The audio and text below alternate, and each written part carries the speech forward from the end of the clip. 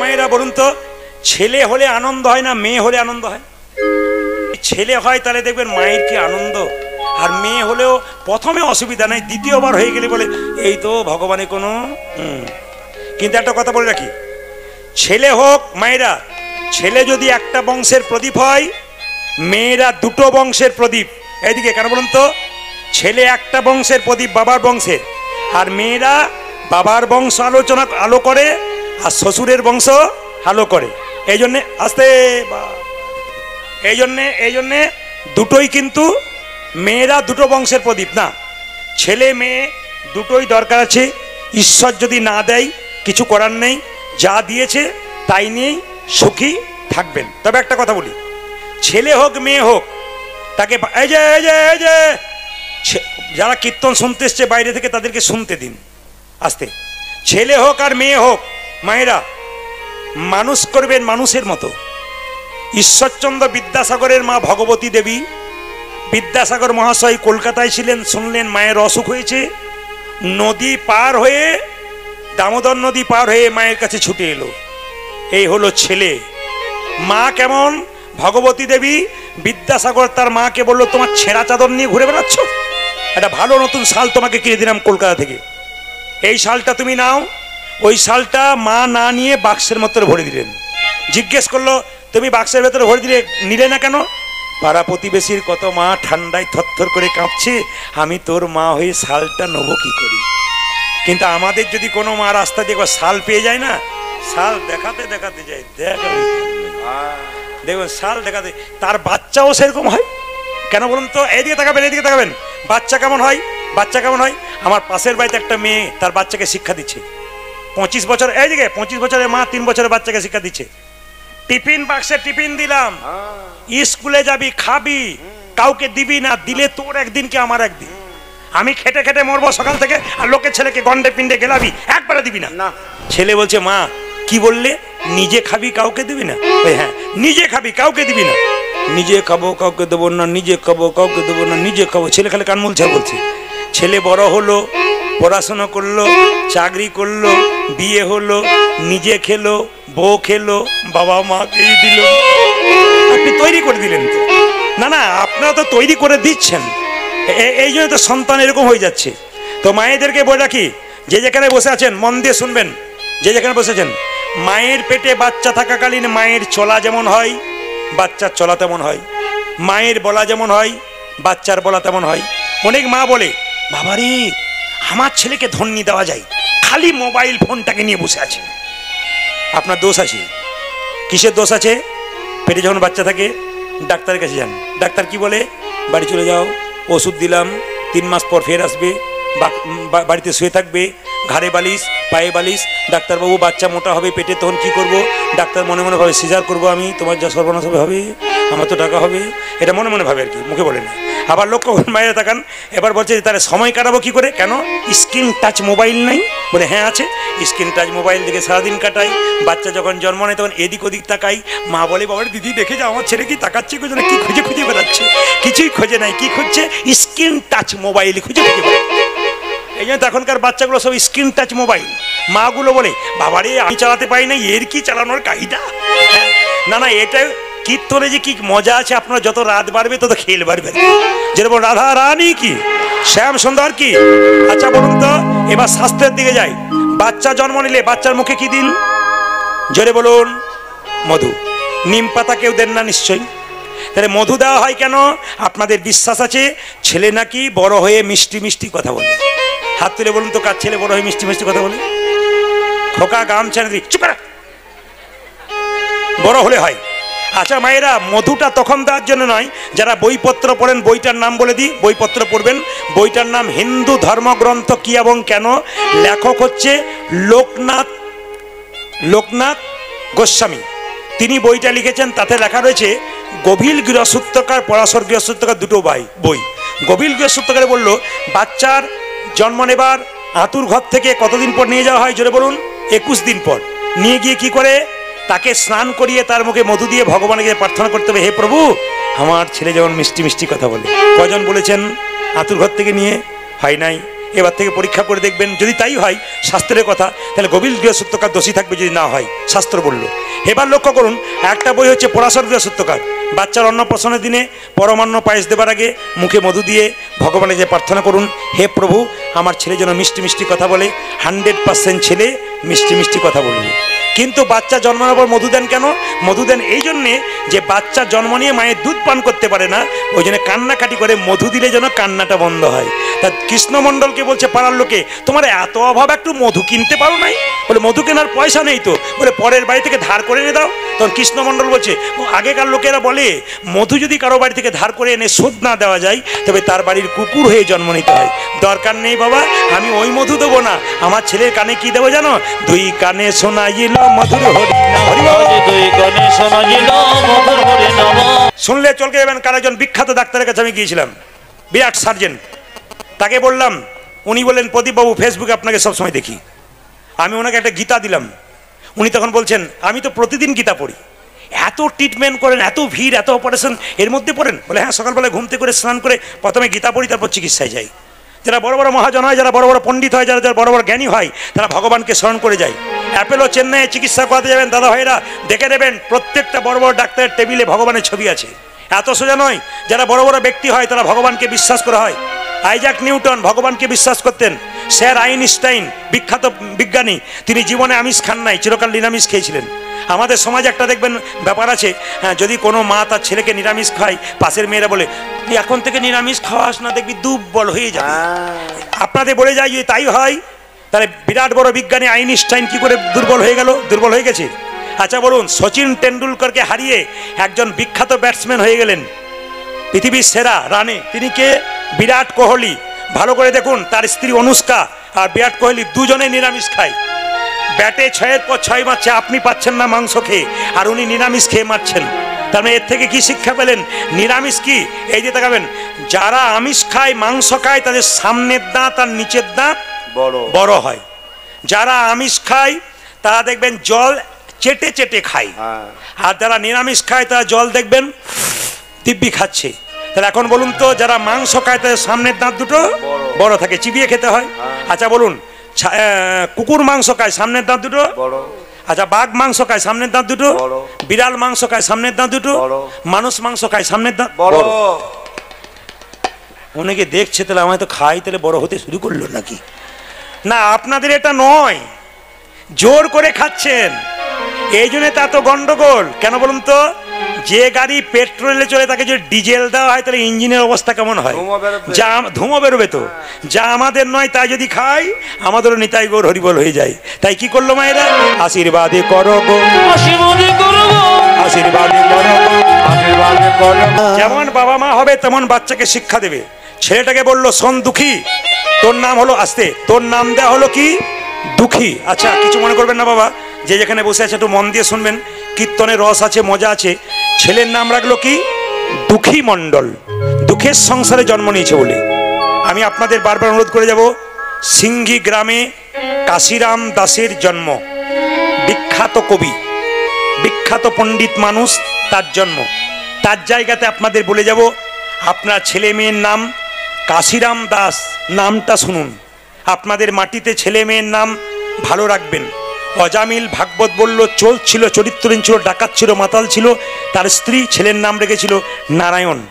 অজামিল নারায়ণ বলতে বলতে একদিন স্বর্গে গিয়েছিল, চুরি করলেও। আপনাদেরকে বলে যে একটা কথা, ছেলের নাম কৃষ্ণ বিষ্ণু রাখলে দিনের মাথায় 10 বার কৃষ্ণ বলবেন, 9 বার আদর করবেন, 1 বার গাল দেবেন, 9 বার তো ভালোবাসবেন। তবে বলে রাখি, আপনারা কিন্তু আপনাদের ছেলে মেয়ের নাম ভগবানের নামের সঙ্গে রাখবেন। আপনারা আমাকে ইউটিউবের মাধ্যমে দেখছেন ক বছর? 5 থেকে 6 বছর। জোরে বলুন হ্যাঁ না না। আচ্ছা, এবার বলি, আমি কি এর আগে কীর্তন করতাম না? ঝাড়খণ্ডে কীর্তন করতাম। ওখানে একজন ব্যক্তি কীর্তন শুনতে এসছে, প্রায় আসরে যায়। ওনাকে বলি, আপনার স্ত্রী শোনে না কেন? বলছে, আমার স্ত্রী শোনে না, অভিমানী। বলে কেন? সন্তান নাই, ছেলে মেয়ে নাই, কাঁদে ঘরে বসে, কীর্তন শুনে কি লাভ আছে? ছেলে মেয়েই নাই। বলে আপনার স্ত্রীকে নিয়ে আসবেন, কোনো চিন্তা নেই, গোবিন্দের কৃপায় সন্তান হবে। ভগবানের কাছে আরে দরখাস্ত জমা দাও, লাইনে দাঁড়াও, তবে তো তুমি ডাক পাবে। আগে লাইনে দাঁড়াতে হবে তো। তো মায়েরা কিছু মনে করবেন না, আমাকে উনি বলছেন একবার বলে দিন যেন আমার স্ত্রীর ছেলে মেয়ে কিছু হয়। আমি এখন আদর করে বললাম, ঠিক আছে বাবা, ভগবানের কৃপা হলে তোমার নিশ্চয়ই ছেলে মেয়ে হবে। ও মায়েরা, 2 বছর পরে কীর্তন শুনতে এসে আমাকে এসে বলছে, প্রদীপ বাবু আপনার আশীর্বাদে কিন্তু ছেলে হয়েছে, নাম কিন্তু আপনাকেই রাখতে হবে। তা আমি বললাম বলো কোন দিন জন্ম নিয়েছে, কোন তিথি আমি নাম রাখছি। বলছে এই দিন এই তারিখে জন্ম নিয়েছে। আমার তোমার ছেলের নাম রাখলাম দিগম্বর। উনি তখন বললেন দারুণ নাম রেখেছেন। মায়েরা 2 বছর পরে আবার ওই এলাকায় কীর্তন করতে গেছি, আবার উনি এসেছেন। জিজ্ঞেস করলাম দাদা কেমন আছেন? এবছর আপনার আশীর্বাদে আবার অ্যাক্টিভ হয়েছে, নাম কিন্তু আপনাকে রাখতে হবে। আবার পাপড় ভাজা, বেশ ঠিক আছে, খুব ভালো, বেশ বেশ। এই যে টাকা মায়েরা আবার নাম রাখতে হবে। বললাম এইবার তোমার ছেলের নাম রাখলাম তিথি অনুযায়ী, জোরে বলুন, কৃষ্ণদাস। চলবে না? বলছে চলবে না। বলে কেন? ম্যাচিং নাম চাই। আপনার যখন ম্যাচিং কেনেন, ম্যাচিং নাম চাই। বলে কি নাম রাখবো? বলে দিগম্বরের পরে বর বর কিছু রাখুন। তাহলে বড় ছেলের নাম দিগম্বর, ম্যাচিং নাম রাখতে গেলে এবার নাম রাখলাম নটম্বর। দারুণ রেখেছেন। আমার আর আসার দরকার নাই দাদা, আর আমার কাছে নাম রাখতে এসেছেন না, আমি ম্যাচিং করতে পারবো না। উনি 3 বছর পরে আবার এক জায়গায় গান শুনতে এসছেন, কীর্তন এসেছে। বলছে প্রদীপবাবু এবছর আর একটি হয়েছে, নাম কিন্তু আপনাকেই রাখতে হবে। আমার দাদা কিছু মনে করবেন না, আর আমার ম্যাচিং ট্যাচিং নাই, আমি নাম রাখতে পারবো না। উনি বলছেন নাম আমি বললাম তাহলে এক কাজ করো, বড়োর নাম কি? দিগম্বর। মেজর নাম কি রেখেছি? নটম্বর। এবার নাম রাখলাম সীতম্বর। বাহ, নটম্বর, দিগম্বর, সীতম্বর, কি ভালো নাম। দাদা দোহাই রইল, আর আমার কাছে এসেন না, অন্য জায়গায় যেন। এইবার উনি 4-5 বছর আসেন নাই। একটি আসরে গান করছি, দেখি 3টে ছেলেকে নিয়ে বসে আছে, দিগম্বর, নটম্বর, সীতম্বর। এখন কীর্তনের পরে এসে বলছে বাবুকে পেন নাম কর, পেন নাম কর। নটম্বর, সীতম্বর, দিগম্বর প্রণাম করলো। বললাম কিছু মনে করবেন না, এবার তো আপনার স্ত্রীর আসা উচিত ছিল, 3টে ছেলের মা। লজ্জা দেবেন না, এবছর একসঙ্গে 2টো হয়েছে।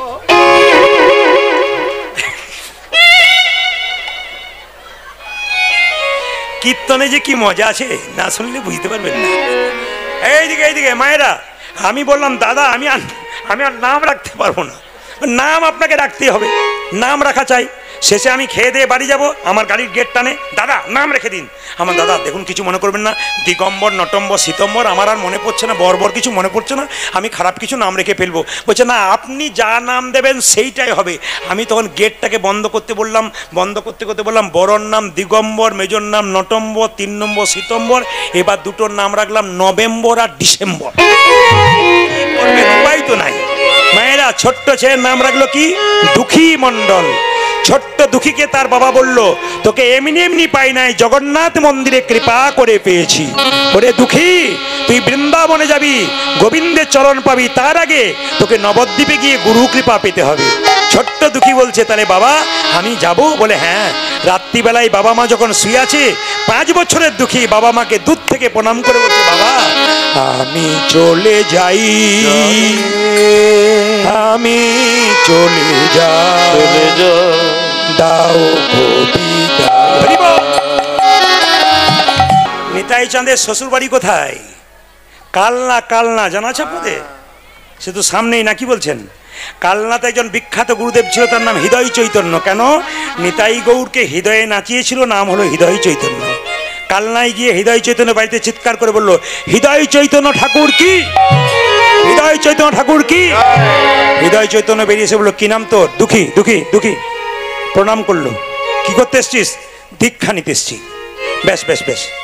দীক্ষা মানে জানিস? মায়েরা এদিকে দেখান, দীক্ষা কারা কারা নিয়েছেন? হাত তুলুন। দীক্ষা, দীক্ষা, বাহ, তুলুন তুলুন। দাদা দীক্ষা নিয়েছেন, এবার নামান। এতদিন আপনারা দীক্ষা নিয়েছেন, দীক্ষা মানে কি? ছোট্ট দুঃখী বললো, আমি বুঝতে পারলাম না দীক্ষা মানে কি, তুমি বুঝিয়ে দাও। হৃদয় চৈতন্য বলল, দীক্ষা মানে দিয়ে খা। স্নান করার পর ভগবানকে দিয়ে যে না খায়, ভগবানকে দিয়ে যে খায় তার দীক্ষা নেওয়া সার্থক, যে দেয় না তার দীক্ষা নেওয়া সার্থক নয়। দীক্ষা মন্ত্র ভজন করবেন কোন দিকে মুখ করে? এক পূর্ব দিকে, নালে উত্তর দিকে। ভালো করে শুনবেন কথাগুলো। দীক্ষা মন্ত্র ভজন করতে হয় পূর্ব দিকে মুখ করে, উত্তর দিকে মুখ করে। কিসের ওপরে বসে? কম্বলের আসন হলে খুব ভালো হয়, না হলে কুশের আসনে বসলে হয়। আগেকার মুনি ঋষিরা হরিণের চামড়ার উপরে বসে ভজন করত। মাটিতে বসে বা সানের ওপরে বসে কিছু পাতন না পেতে যে দীক্ষামন্ত্র ভজন করে, হরিনাম ভজন করে, সে দীক্ষামন্ত্র ভজন করে, তার দুঃখ হয়। এই যে দুঃখ যাতে না হয়, আপনি আসনের ওপরে বসবেন। যদি আসন না থাকে যে কোনো আসনে বসবেন আপনি। কিন্তু মায়েরা আসনটাতে গুরুমন্ত্র ভজন করার পর সবাই জেনে নিন, দামি কথা, গুরুমন্ত্র ভজন করার পর আসনটা তুলে আসনের নিচে একটু জল দেবেন। সেই জলটাতে চোখে মুখে নিয়ে আপনি এই মন্ত্র বলবেন, ওং শক্রায় নমঃ। পুরুষ মানুষের জন্যে। সবাই শুনে নিন যারা বাবারা আছেন। ইন্দ্রদেব আপনার গুরুমন্ত্রের ফলটা চুরি করে নিয়ে যেতে পারে, যাতে চুরি করতে না পারে আসনটাতে মন্ত্র ভজন করার পর আসনটা তুলবেন, একটু জল আসনের নিচে দিয়ে দেবেন। সেই জলটা চোখে মুখে মায়েরা বাবারা সবাই নেবেন, নিয়ে বলবেন ওং শক্রায় নমঃ। এটা পুরুষদের জন্য। মায়েদের জন্যে শ্রী শক্রায় নমঃ। খুব দামি কথা আপনাদের বলে দিয়ে গেলাম। এবার লক্ষ্য করুন মায়েরা, যে যেখানে বসে আছেন, মন্ত্র ভজন হয়ে গেল। এবার ছোট্ট দুঃখী জিজ্ঞেস করছে, আমি তোমার কাছে দীক্ষা নিতে চাই। হৃদয় চৈতন্য বলছে, আমার কাছে দীক্ষা নিতে গেলে পরীক্ষা দিতে হবে। পরীক্ষা? আমি সব পরীক্ষা দিতে প্রস্তুত। বলছে এক কাজ কর বাবা, এই দেখ তোকে একটা মাটির কলসি দিলাম, এই কলসিটা মাথায় করে নিয়ে প্রত্যেকদিন গঙ্গা থেকে জলে নেমা তুলসী বাগানে সেবা কর। যেদিন তোর তুলসী বাগানে জল দেওয়া সার্থক হবে সেদিন মন্ত্র দেবো, তার আগে দেবো না। সবাই লক্ষ্য করুন, ছোট্ট দুঃখী 5 বছর বয়সে বিরাট বড় একটা মাটির পাত্র নিয়ে গঙ্গা থেকে জল আনছে আর গাইছে। সবাই মিলে একটু গুরুকে স্মরণ করবেন, নিজে নিজে গুরুকে স্মরণ করবেন। সবাই যারা বসে আছেন বাবারা মায়েরা, এই যে মোবাইল, যারা মায়েরা বাবারা সবাই ফোন করছেন, এখানে দু একজন এত জোরে ফোন করছেন যে তার পাশে যারা আছে সবাই শুনতে পাচ্ছে কি কি বলা হয়ে গেল। আস্তে আস্তে বলে নিন। সবাই লক্ষ্য করুন মায়েরা, যে যেখানে বসে আছেন। ছোট্ট দুঃখী যাচ্ছে, আপনার নিজে নিজে গুরুকে স্মরণ করুন। আমি গুরুর গুণগান গাইব। ছোট্ট দুঃখী গাইতে গাইতে যাচ্ছে, জয় জয় শ্রী গুরু প্রেম কল্প তরু। সবাই গুরুকে স্মরণ করুন। জয় জয় শ্রী গুরু প্রেম কল্প তরু। জয় জয় শ্রী প্রেম কল্প তরু। আচ্ছা বাবা, কিছু মনে করবেন না। মাটির কলসির ঘষা লেগে এক সময় দুঃখীর মাথায় দগদগে পুঁজ রক্ত ঘা হয়ে গেল। মাথায় পাগড়ি বেঁধে দুঃখী জল আনে। হৃদয় চৈতন্য বলে, দুঃখী এত সুখে কৃষ্ণ ভজন হয় না, পাগড়িটা খোল। না, আমি খুলতে পারবো না, খুললে আপনি খুলে দিন। যেই না গুরুদেব জোর করে পাগড়িটা খুলে দিয়েছে, অমনি দেখলো পুঁজ আর রক্ত। ছি, একিরে তোর পুঁজ রক্ত হয়ে গেছে, তুই মাথায় পাগড়ি বেঁধেছিস? আগে বলিসনি কেন বাবা? তুই যেদিন বাড়ি থেকে ত্যাগ করে এলি সেদিন থেকে আমি তোর বাবা, আমি তোর মা। তুই যদি আমায় বলতিস যে তোর মাথায় ঘা হয়েছে, আমি কবিরাজ দেখে তোমার তোর চিকিৎসার ব্যবস্থা করতাম। ছোট্ট দুঃখী বলছে, ওগো গুরুদেব, আমি যদি তোমায় বলতাম আমার মাথায় দগদগে ঘা হয়েছে, তুমি না হয় চিকিৎসকে দেখে চিকিৎসা করাতে। চিকিৎসক মলম মেখে শুয়ে থাকতে বলতো, আমি যে কৃষ্ণ সেবায় বঞ্চিত হতাম। ওগো গুরু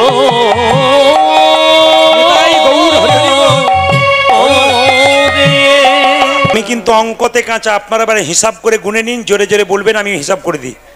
ছোট্ট ছেলে বলছে, যেমন তেমন জন্ম হয় নাই, মানব জন্ম পেতে গেলে 84 লক্ষ জনি ভ্রমণ করতে হয়েছে। গুনবেন, 20 লক্ষ বার গাছ গাছরা রূপে জন্ম নিলাম। অনেক রকমের গাছ হতে হতে যেদিন তুলসী গাছ রূপে জন্ম নিলাম। তুলসীর পাতা যেদিন গোবিন্দ সেবায় লাগলো, তুলসীর ডাল মালা কণ্ঠে পড়ে যারা ভগবানকে ভজনা করলো, সেদিন গাছ জন্ম থেকে মুক্তি হলো। কত হলো? 20। 9 লক্ষ বার জলে জন্ম নিলাম। কত রকমের মাছ চিংড়ি পোকা হতে হতে যেদিন আমরা শঙ্খরূপে জন্ম নিলাম। মায়েদের মুখে 3 বার বেজে উঠলাম। মায়েরা এতজন বসে কীর্তন শুনছেন, বলবেন বাড়িতে শঙ্খ 3 বার বাজান। উত্তর দিতে পারবেন কেন বাজান? 3 বার শঙ্খ বাজান এই জন্যে, একবার ব্রহ্মার নামে, একবার বিষ্ণুর নামে, একবার মহেশ্বরের নামে।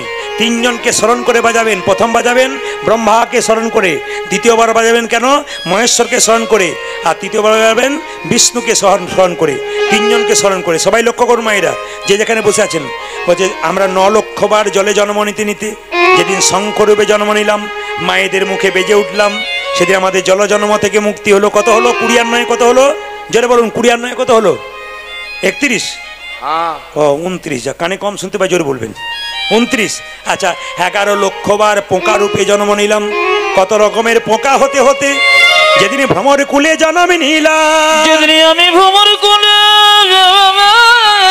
জন্ম নিলাম। ফুল থেকে মধু সংগ্রহ করে গোবিন্দের সেবাই লাগালাম। ফুল থেকে মধু সংগ্রহ করে আমি গোবিন্দের সেবাই লাগালাম। সেই দিন থেকে আমার পোকা জন্মে থেকে মুক্তি হয়ে গেল। কত হলো? কত হলো মায়েরা? 29 আর 11 কত? 40। 30 লক্ষ বার গাছ গাছরা 30 লক্ষ বার পশুকুলে জন্ম নিলাম। কত রকমের পশু হতে হতে যেদিনে গাভীকুলে জন্ম নিলাম, গাভীর চামড়া দিয়ে শ্রীকল তৈরি হলো, গাভীর দুগ্ধ দিয়ে গোবিন্দ সেবা হলো, সেদিন আমাদের পশু জন্মে থেকে মুক্তি হলো। কত হলো মায়েরা? 70। 10 লক্ষ বার পাখি কুলে জন্ম নিতে নিতে যেদিনে ময়ূর কুলে জন্মে নিলাম, যেদিনে ময়ূরের পুচ্ছ গোবিন্দ মাথায় নিল, সেদিনে পক্ষী জন্ম থেকে মুক্তি হলো। কত হলো? 80। 4 লক্ষ বানরা 4 বার 4 লক্ষ বার বানর কুলে জন্ম নিলাম, যেদিন রাম ভক্ত হনুমান হয়ে গেলাম। তাকাবেন মায়েরা যে যেখানে আছেন, হনুমান সীতাকে উদ্ধার করেছিল, সীতা মা আদর করে হনুমানকে একটা মতির মালা দিয়েছিল। হনুমান কি করলো? মতির মালাটা কপালে ঠেকালো, কানে ঠেকালো, চোখে ঠেকালো, নাক দিয়ে শুকে শুকে দেখলো, জিভ দিয়ে চেটে চেটে দেখলো, দাঁত দিয়ে কেটে কেটে 64 টুকরো করে দিল। প্রশ্ন করবেন 64 কেন করলো, 65 করলো না, 63 করলো না? ওই হনুমান যে মালাকে 64 টুকরো করেছিল, কলিযুগে সেই 64 টুকরো 64 মহান্ত রূপে এলো। তাকাবেন আমার দিকে, 64 মহান্ত রূপে এলো। যখন বারবার হনুমান দাঁত দিয়ে কেটে ফেলে দিল মতির মালাকে, লক্ষণ তখন সীতাকে বলছে, মা এ তুমি কি করলে? বানরে সপিলে মতি, মতিতে তার নাইকো মতি, অনায়াসে কাটে তারে দন্তে।